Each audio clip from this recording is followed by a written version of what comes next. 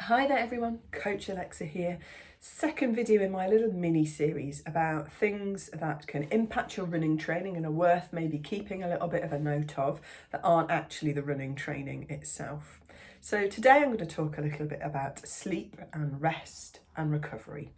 So when we're sleeping, that's primarily when we're doing the most of our rebuilding, recovery, and actually getting stronger and fitter. So in the same way that children do a lot of their growing when they're sleeping, actually rebuilding after a tough training session is kind of like growing. We're regrowing some of our muscles, we're regrowing and strengthening lots of different parts of our body to help us adapt to that training stimulus.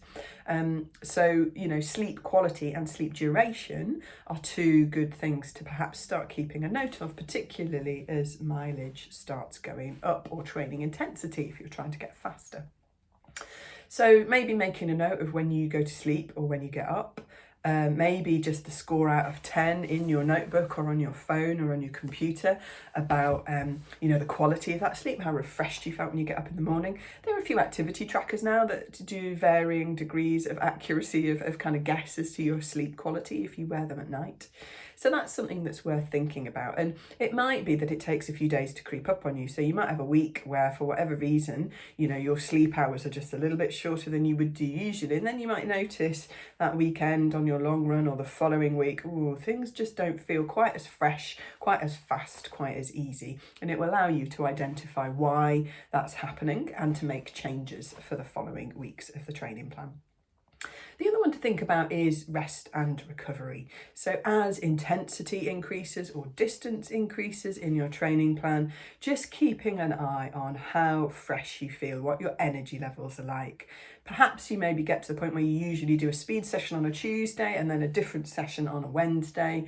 And that's been working for you fine for a few months. But as that intensity or distance goes up, you suddenly get to the point where actually you feel a bit flat on the Wednesday session. So that's the point where maybe you think about changing things around a little bit or adjusting things or allowing an extra recovery day in once every couple of weeks. So, keep listening to your body, and it really helps, as I say, to make a note of stuff on a day-by-day basis, particularly if you're finding those energy levels are becoming a little bit more of a challenge for you, or recovery times, you don't feel recovered enough before your next training session.